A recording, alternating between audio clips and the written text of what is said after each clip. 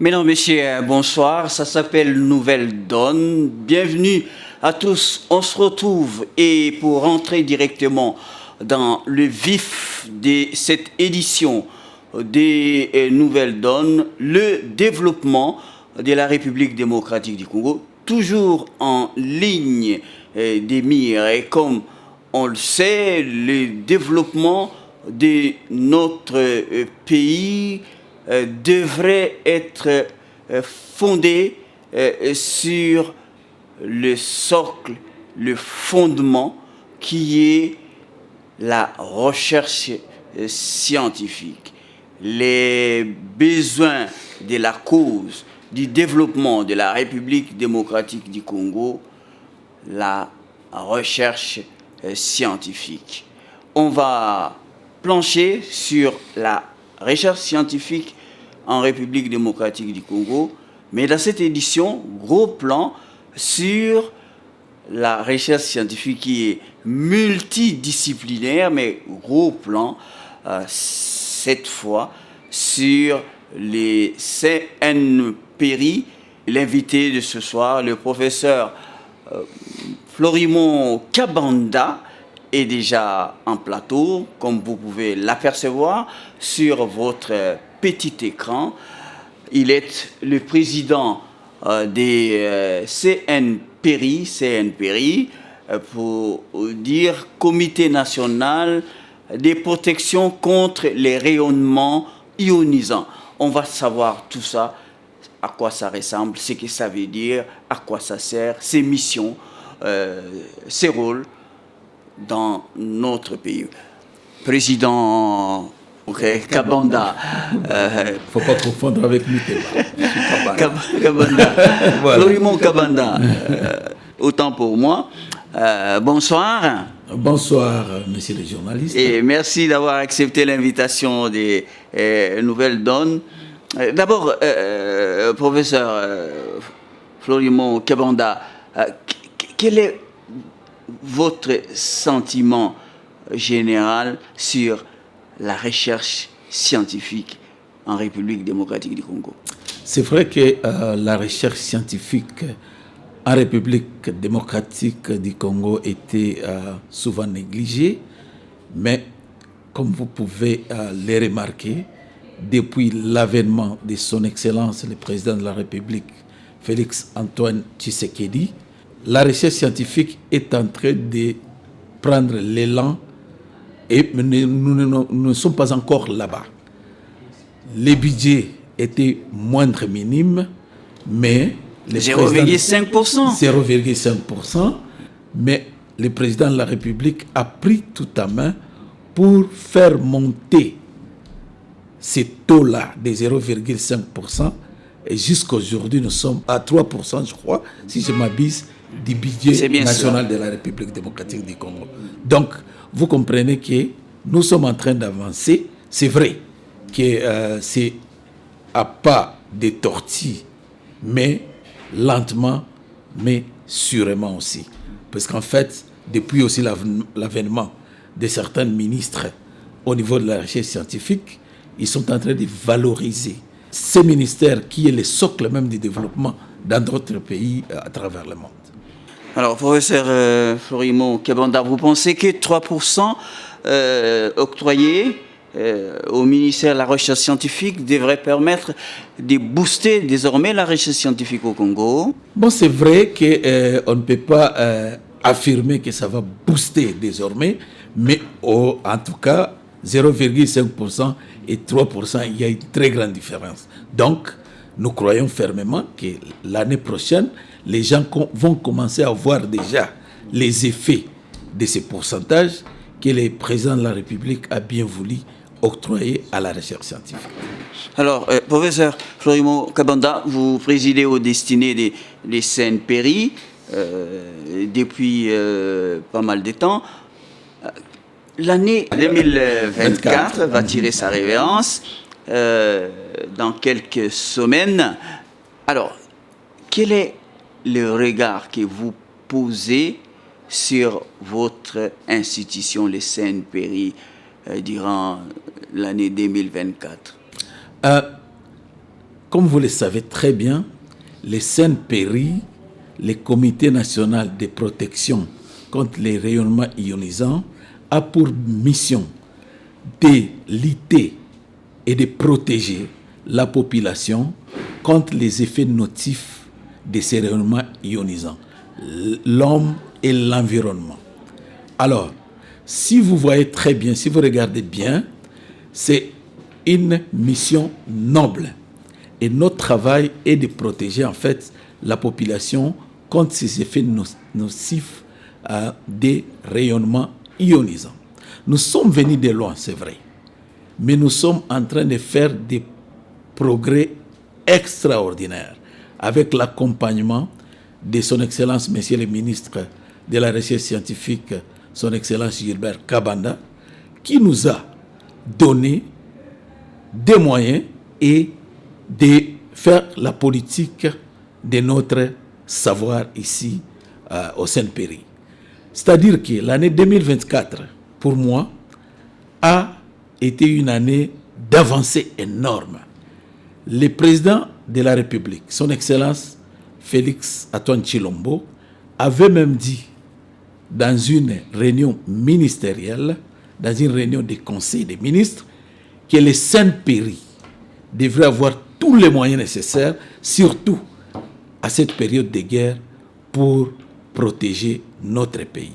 Donc la mission du CNPRI, ce n'est pas seulement de protéger l'homme et son environnement, mais nous devons aussi protéger la sécurité nucléaire de la République démocratique du Congo est entre nos mains. Et comme vous le savez, notre pays est en guerre. Une guerre nous imposée par les Rwandais et les terroristes du M23. Et nous, en tant que chargés de la sécurité nucléaire, nous devons protéger notre pays, nos frontières, contre tout ce qui concerne les matières radioactives, les déchets nucléaires et les sources radioactives, pour ne pas entrer en désordre dans les pays ou pour ne pas sortir en désordre du pays. Vous permettez, professeur Florimond Kipanda, nous allons y revenir dans les instants qui viennent, mais qu'en est-il quand vous parlez de protéger par les CNPRI l'homme et l'environnement? Je vais vous citer quelques exemples. Vous savez que partout où vous allez voir des scanners, ces scanners comportent des rayons, des matières rayons X. Dans les hôpitaux, notamment dans les hôpitaux, partout, dans les aéroports, dans nos frontières, partout vous voyez les scanners. Et dans ces instruments, nous avons des rayonnements ionisants qui peuvent nuire à l'être humain et à son environnement. Mais les mortels congolais ne le savent pas. Exactement, c'est ça notre rôle. Nous devons tout le but de cette émission, notamment, nous devons vulgariser et leur dire attention, lorsque vous passez là-bas, vous êtes exposés c'est-à-dire au rayonnement ionisant. C'est-à-dire que notre travail est d'aller dans ces hôpitaux, de mesurer combien d'effets ces appareils peuvent avoir sur l'homme et de protéger même les utilisateurs de ces appareils, leur dire comment ils doivent se comporter en utilisant ces appareils. Et vous le faites. Vous le faites sur le terrain. Et bien sûr, nous le faisons. Nous le faisons sur le terrain. Vous avez des équipes, des personnels spécialisés en la matière. Le CNPRI a des équipes spécialisées à la matière, formées et par l'Agence internationale à l'énergie atomique, formées par nos partenaires français, américains. Partout dans le monde, nous partons en formation juste pour étudier et faire des recherches pour savoir comment protéger davantage l'homme contre les effets de ces rayonnements. Et vous opérez sur toute l'étendue du territoire national? Toute l'étendue du territoire national. Pas que Kinshasa. Pour le moment, nous sommes à Bukavu, nous sommes au Kasaï, nous sommes au Lualaba, nous sommes dans les Hauts-Katanga, donc à Lubumbashi, et bientôt au Congo central. Nous serons aussi bientôt dans les Maniema et nous sommes aussi dans les Nord Kivu.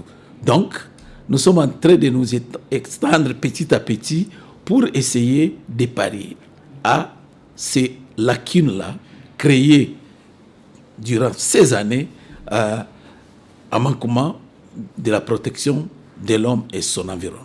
Alors, à quoi est exposé l'homme congolais par rapport à ces rayonnements ionisants dans son quotidien? L'homme congolais, les hôpitaux, les aéroports, et partout où il existe, vous venez de citer quelques-uns, partout où il existe des scanners. Exactement. Donc, ce que vous dites là, c'est une toute petite partie de notre travail. C'est ce qu'on appelle l'exposition radiologique. Mais à part cela, nous sommes aussi en train de protéger nos frontières. Les travailleurs qui travaillent dans les industries minières, les gens qui travaillent même sur les routes. Il faudrait éduquer la population en cette matière. Tout à fait. Il y a ce que nous appelons sources. Il y a des sources qui émettent des rayonnements. Ces sources-là, ce sont des matières radioactives. Et ces qui sont contenues dans des petites sources. Exact. Non, pas comme dans les scanners. Je voudrais être un peu plus distingué entre la radiographie, la radiologie et la radioprotection en matière nucléaire. C'est-à-dire que les industries minières utilisent des appareils pour mesurer parfois la quantité de minéraux dans leurs produits, parfois pour mesurer des jauges, pour mesurer beaucoup plus d'autres choses. Mais avec ces appareils contiennent des sources radioactives. Et ces appareils doivent être contrôlés. Vous n'avez pas le droit d'importer ou d'exporter ces appareils sans l'autorisation préalable du CNPRI. Puisqu'en fait, ces appareils sont contrôlés au niveau mondial, parce qu'ils contiennent des sources radioactives. Vous me demanderez pourquoi. C'est-à-dire que vous savez que les terroristes sont en train d'étudier comment détruire. Puisque c'est ça le terrorisme. Ils disent quelle méthode nous pouvons utiliser pour atteindre le plus grand nombre de personnes. Or, à partir de ces sources radioactives, à partir des matières radioactives et des produits radioactifs, ils peuvent fabriquer ce qu'on appelle des bombes sales. Bombes sales. Et ces bombes sales, on dit en anglais, comme s'il y avait des bombes propres. Bombes sales, c'est-à-dire que vous n'avez pas besoin même de tuer les gens, de détruire les gens immédiatement. Mais les bombes sales, c'est quoi? C'est-à-dire que vous produisez, vous émettez ces produits dans l'atmosphère et ça peut tuer les gens à petit feu. À petit feu. Aussi, ça peut détruire des cellules à petit feu. Et voilà, les terroristes en utilisent pour détruire le monde. Alors, Raymond, s'agissant du Congo, professeur Florimo Kebanda, est-ce que vous en avez les moyens de votre politique en arriver. À la matière, oui. D'abord, je voudrais saluer ici la bravoure de nos agents, les inspecteurs du CNPRI pour le moment, qui sont sur terrain tous les jours. Combien vous en avez? Combien sont-ils? Jusque pour le moment, à travers le pays, nous avons 400 personnes. Donc, nous avons les services d'inspection, des autorisations, des réglementations, puisqu'en fait, la réglementation nucléaire, nous produisons des lois et des règlements pour essayer d'encadrer toutes ces matières-là au niveau du pays. Alors, avec les moyens que nous avons, nos inspecteurs, nos agents se battent jour et nuit pour protéger tant bien qu'ils peuvent la population congolaise. C'est pourquoi son Excellence, le président de la République, avait vraiment tapé sur la table dans cette réunion des ministres pour dire qu'il nous faudrait encore plus de moyens au CNPRI, il nous faudrait encadrer Sainte-Péry, surtout à ces moments de guerre. Parce que vous savez, la guerre n'est pas seulement physique avec des bombes ou des fusils. La guerre est encore aussi médiatique. Je vous dis, par exemple, je vais vous donner l'exemple. Dernièrement ici, nous avons bloqué beaucoup de choses. Vous ne savez pas. Et nous avons des militaires sur terrain qui sont en train de protéger notre pays.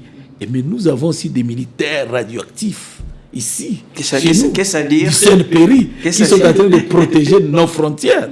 Je vais vous donner l'exemple. Dernièrement ici, il y avait au niveau des communes. Vous voulez dire que vous êtes d'un grand appui à l'armée nationale congolaise? Non seulement à l'armée nationale, nous sommes un grand appui à la République démocratique du Congo et à la sécurité mondiale. Parce que je vous dis, une source radioactive perdue au Congo peut faire des dégâts partout au monde. C'est pourquoi ces sources sont protégées et sont même quantifiées, identifiées. Et nous devons les identifier, savoir telle entreprise a telle source avec tel numéro. Parce qu'ils savent qu'une source perdue au Congo peut faire des dégâts aux États-Unis. Professeur Florimond Kiabonda, quel est le différentiel, quand je vous entends parler, par rapport au CGA, le Commissariat Général de l'Énergie Atomique? Voilà, le CGA, il est le promoteur et il est l'utilisateur. On dirait que vous faites le doublon, la même chose. Non, nous sommes vraiment différents. Le CGA, c'est le promoteur et l'utilisateur. Ils utilisent le nucléaire. Ils font des recherches en nucléaire. Nous sommes les régulateurs. Nous faisons la réglementation pour encadrer le nucléaire, pour que le nucléaire ne soit pas mal utilisé. Donc vous êtes donc l'autorité réglementaire nucléaire. Nous sommes l'autorité de régulation nucléaire. Qu'est-ce que ça veut dire concrètement? C'est-à-dire que nous produisions des textes réglementaires pour encadrer. Parce que le nucléaire est dangereux. Non seulement nous utilisons le nucléaire tous les jours de notre vie, parce que les gens, lorsqu'on entend parler du nucléaire, on passe directement à la bombe atomique. Non, le nucléaire, on l'utilise tous les jours. Comment nous, les profanes, comment on peut le savoir? Et justement, c'est ça. Il nous faudrait un peu plus de moyens pour vulgariser, pour essayer d'éduquer notre population. Je vais vous donner l'exemple. Il y a ce qu'on appelle, une matière ionisante qui se trouve même dans les sols. Lorsque vous construisez votre maison, il y a ce que nous appelons les radons. Les radons peuvent s'échapper dans la maison et vous, comme c'est une sorte de gaz. Pour nous, c'est bon, c'est pédant, oui. Effectivement, je voudrais être plus explicite. Oui. C'est ionisant. Oui, ionisant. Oui, même ionisant, déjà, c'est difficile à comprendre. En fait, difficile à expliquer. Il faudrait beaucoup plus d'émissions, peut-être même à Lingala, pour expliquer à la population. Et vous pouvez être dans votre bureau en train de travailler tranquillement, ne sachant pas qu'il y a les radons qui est dans l'atmosphère que vous êtes en train de respirer et qui nuit à votre santé. La preuve est qu'il nous faudrait beaucoup de recherches scientifiques, même au niveau médical, pour savoir. Vous avez vu que dernièrement, il y avait une recrudescence des AVC, si vous allez dans les Katanga, des fausses couches, des choses comme ça. Il y a un lien direct avec cela. Ah bon? Si vous partez partout dans le monde, vous trouverez que avant de construire votre maison, les gens doivent venir d'abord mesurer la quantité de radons produits là-bas. Si ça ne sera pas ça ne se fait pas au Congo, là. Exactement. C'est pourquoi je vous dis qu'il y a beaucoup d'avancées. C'est votre faute si ça ne se fait pas. Non, il y a ceci. On y va petit mollo. Okay. Mais voilà, c'est ça que je vous dis. Quelles sont les avancées? Je vous dis qu'on venait de produire un texte réglementaire sur les radons. Son Excellence, Monsieur le ministre, venait de signer l'arrêté sur les radons et nous allons travailler étroitement avec les ministères de l'urbanisme et habitat. Voilà. Aménagement du territoire. Pour que nous puissions mettre cet arrêté en application et contrôler les radons dans l'atmosphère. Vous avez du pain sur la planche. Nous avons du pain sur la planche, c'est vrai. C'est un travail énorme. Et Vous savez, nous les Congolais, on a toujours l'habitude de voir, bon voilà, nous avons faim, on n'a pas quoi manger. Mais il y a beaucoup de choses. L'argent qu'on perd dans les soins médicaux, si on prévoit tout ça, si il y a des méthodes de prévenir toutes ces choses-là, ça fait vraiment sauvegarder beaucoup de choses dans ces pays.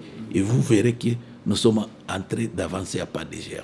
Donc, nous avons beaucoup de choses, des matières à faire, et nous demandons à l'État de pouvoir nous supporter, à pouvoir nous appuyer pour nous donner un peu plus de moyens pour faire la politique de notre travail. Ok, par rapport aux moyens, nous allons y revenir encore dans les instants qui viennent. Vous avez parlé des progrès énormes que vous réalisez, les CNPRI.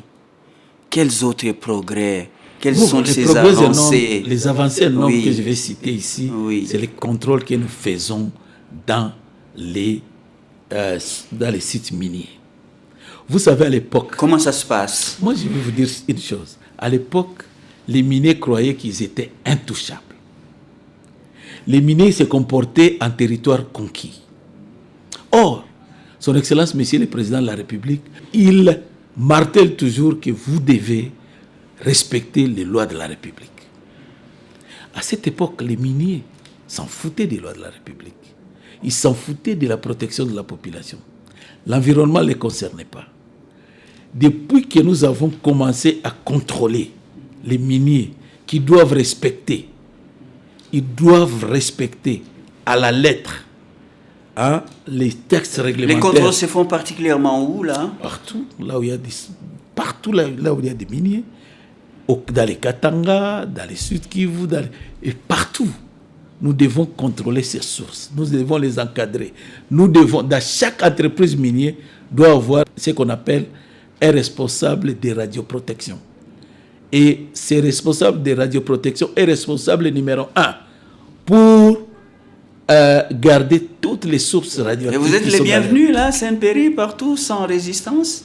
Bien sûr, c'est ce que je vous dis, qu'il y a des résistances. Mais depuis un certain moment, nous avons dit, nous avons martelé.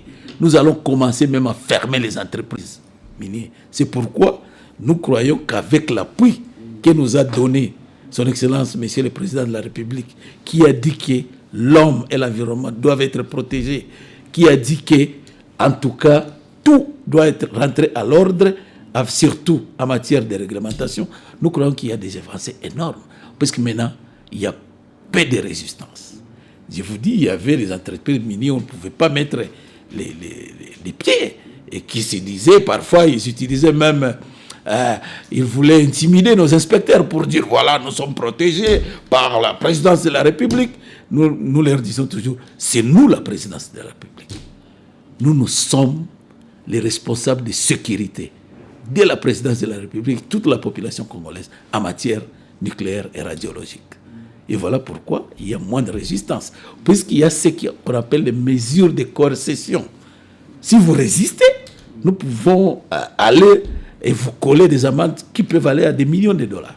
Et voilà pourquoi les entreprises minières commencent à marcher. Puisque moi, je martèle toujours, si vous dites que vous êtes protégé par la présidence de la République, moi je vous dis toujours, c'est moi la présidence de la République. Le président de la République m'a donné le mandat. Et vous êtes écouté? Vous êtes écouté? Il y a beaucoup d'endroits où je suis écouté. Parfois, on dit des choses sur notre pays, mais les choses que vous ne connaissez pas, il y a des avancées énormes. Et lorsque le président martèle, mais il y a des gens qui font des rapports. Il y a le professeur Florimo Kabanda qui vient m'a dit, c'est son travail. Je protège nos frontières, je protège la population, je protège tout le monde. Imaginez, s'il y a le chaos dans ces entreprises minières et que les terroristes mettent la main sur ces matières radioactives et sortent du pays avec ça, mais qui est le responsable? Nous sommes en guerre. Il ne faut pas l'oublier. Les Rwandais utilisent toutes les méthodes possibles contre la République démocratique du Congo. Je vais vous citer l'exemple. Je voulais vous le citer. Et il y a une société minière qu'on appelle Comis. Nos minéraux sont sortis de la République démocratique du Congo. À partir de quelle province? À partir de Lualaba, dans les... Katinga. Lualaba, oui. Oui. Pour partir en Chine. Ces minerais devaient passer normalement par la Zambie, par le Botswana et par l'Afrique du Sud. Alors, qu'est-ce qui arrive? J'ai un coup de fil me disant que les minerais, 50 camions qui ont quitté la République démocratique du Congo est radioactif. 50 camions radioactifs. On dit que le cobalt qui a quitté a beaucoup de traces d'uranium dans ces camions. Comment vous avez été alerté, vous? Mais écoutez, alerté par les autorités de l'autre côté, puisqu'ils ont fait retourner ces camions. Les Zambiens m'appellent, mon contrepart zambien m'appelle pour dire nous avons des camions ici, stoppés ici, qui doivent retourner dans votre pays, puisqu'ils contiennent des minéraux radioactifs. Moi j'ai dit c'est vrai ça, mais nous faisons le contrôle, le CGA fait le contrôle de la radioactivité dans ces minéraux. Je ne crois pas que ces minéraux est radioactif. Alors, j'ai écrit directement une lettre en tant que responsable de la sécurité nucléaire. La police nucléaire est entre mes mains. J'ai écrit une lettre directement pour demander beaucoup d'appui de la province du Haut-Katanga pour qu'on me donne l'escorte pour escorter ces 50 camions. Qu'on ne les touche pas, que nous puissions les contrôler nous-mêmes avec les agents CGA, la police, la NER et tout ce monde. J'ai réuni tous ces services-là. On a ramené ces camions jusqu'au Lualaba. On a pris tous nos inspecteurs et tout le monde au service de ces camions. On a commencé à contrôler ces camions un par un. Et on n'a pas trouvé de traces de ce qu'ils prétendaient dire que ces camions contiennent des radioactivités élevées. Et la suite, c'était quoi alors? Je vais vous dire maintenant. C'est pourquoi je vous dis que nous travaillons, nous sommes derrière les scènes, mais nous travaillons beaucoup pour ce pays. La suite, c'était quoi? Nous avons fait un rapport à nos contrepart zambiens. Dites-nous comment vous avez analysé ces minéraux pour trouver ces rayonnements ionisants de matières radioactives dans ces camions. Ils ont dit, nous, on a fait passer, nous les Zambiens, les Botswana, nous avons fait passer, mais nous avons fait un petit rapport aux Sud-Africains. Je dis d'abord, c'est suspect. Vous avez fait passer, les Botswana ont fait passer, mais ils ont fait un rapport, ils disent, non, ça contient beaucoup des rayonnements ionisants, beaucoup d'activités radioactives. Vous avez analysé avec quels appareils?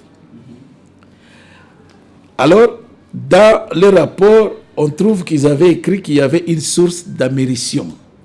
Une source d'américium, ce n'est pas une source naturelle, c'est une source artificielle travaillée dans les laboratoires. Alors on a dit, mais il faudrait qu'on trouve cette source d'américium. On a cherché dans les 50 camions, il n'y en avait pas. Avec leurs agents.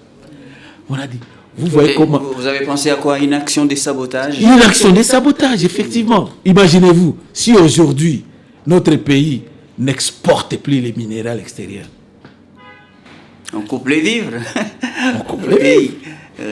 Les pays en difficulté. Et nous avons conclu que c'était quelqu'un qui voulait saboter, qui voulait faire croire à la communauté internationale que les minéraux congolais qui sortent de la République est radioactif. Est-ce que vous travaillez en bonne intelligence avec les pays voisins en la matière? Non seulement avec les pays voisins, nous travaillons en intelligence avec toute la communauté internationale.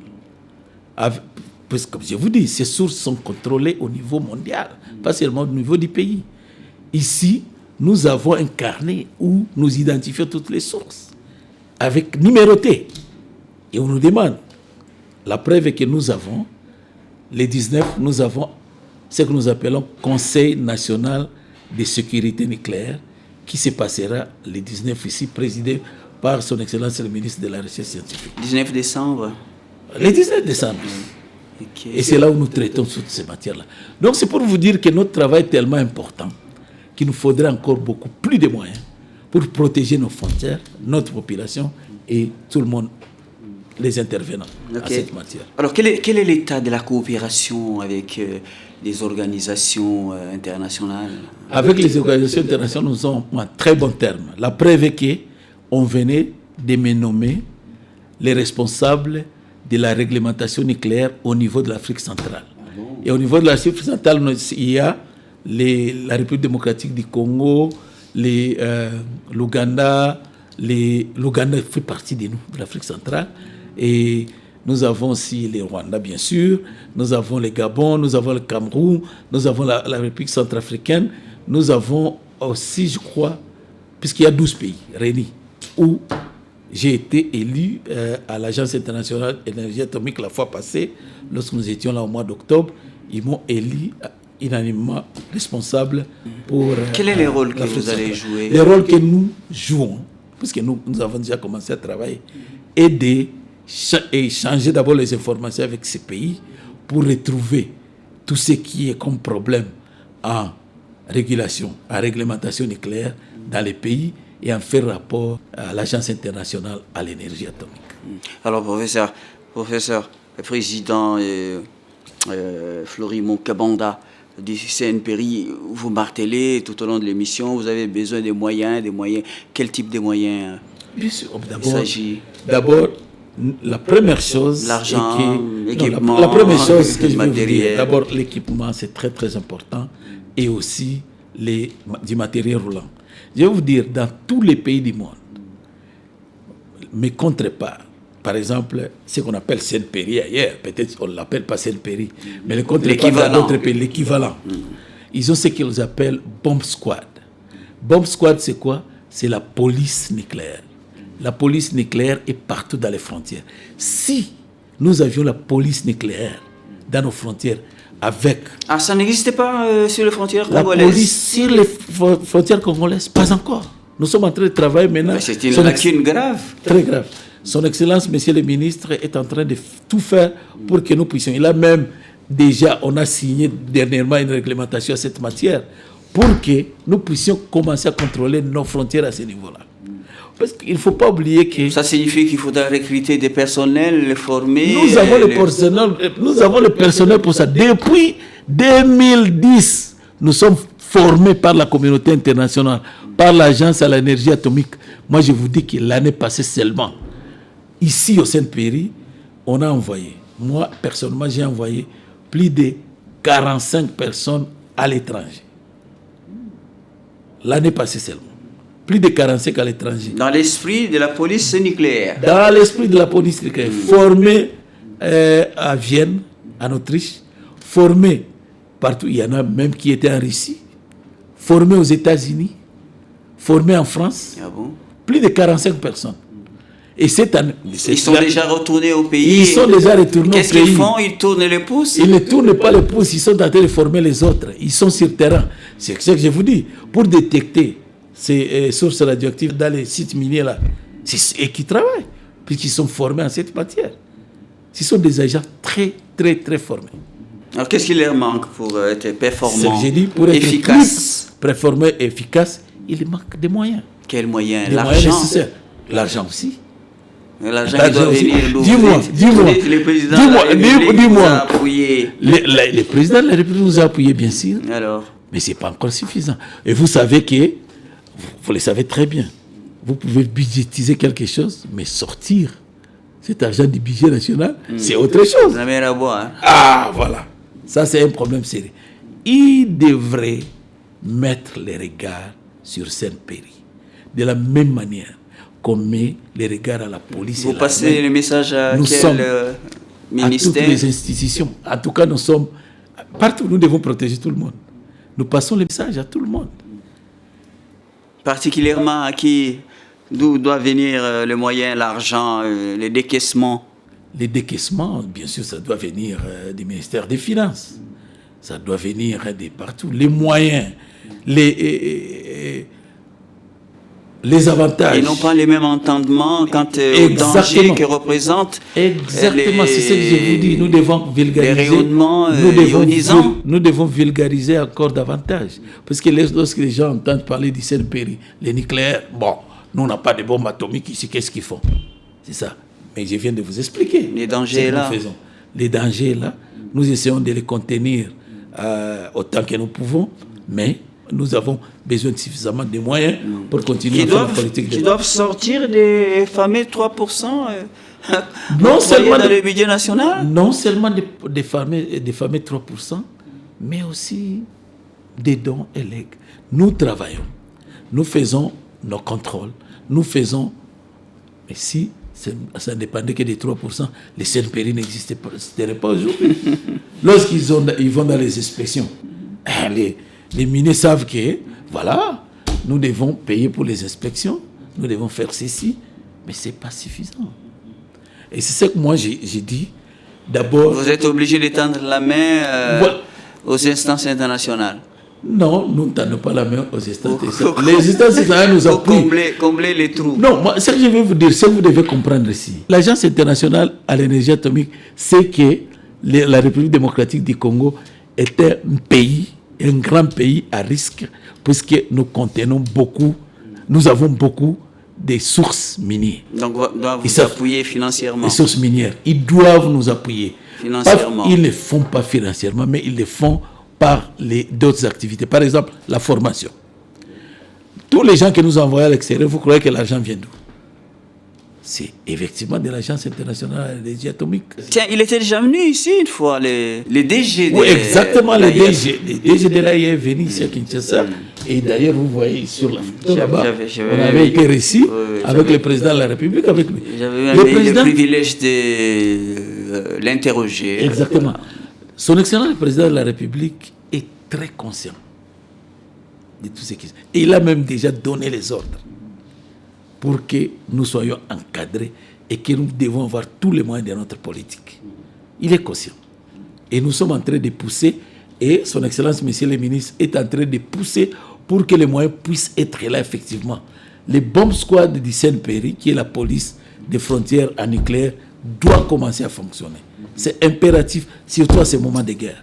Nous devons être là et voir tout ce qui entre comme source radioactive et tout ce qui sort. Professeur, Florimond Kebanda, avec les moyens dont disposent les CNPRI aujourd'hui, vous êtes en mesure de stopper l'action du terrorisme à l'est du pays en proie à la guerre.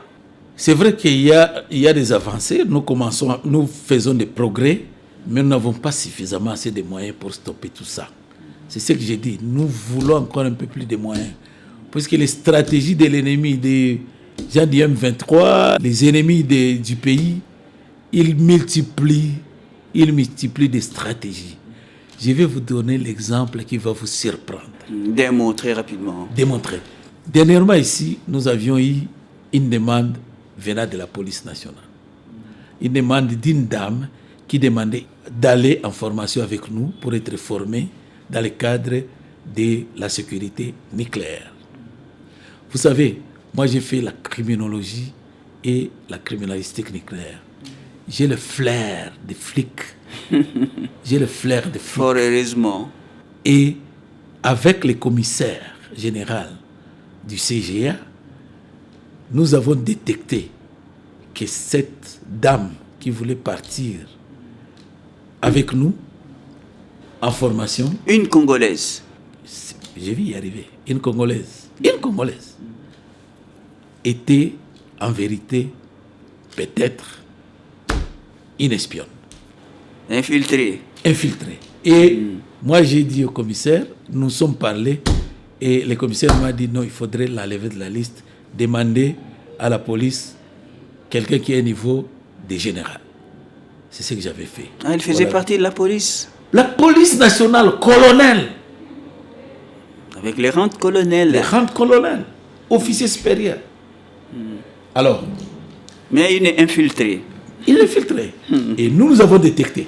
Maintenant, quelques jours après notre retour au pays, on est en train de regarder la télévision, on voit que les services de renseignement a capturé cette dame qui voulait s'infiltrer chez nous au Katanga avec d'autres terroristes qui travaillent pour les M23. Wow. Quelques jours seulement après.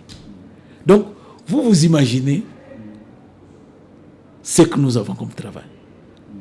Si on n'avait pas détecté, elle serait aujourd'hui en train de travailler pour le M23, peut-être amener des sources radioactives, des matériaux radiologiques, des déchets nucléaires pour nuire au pays.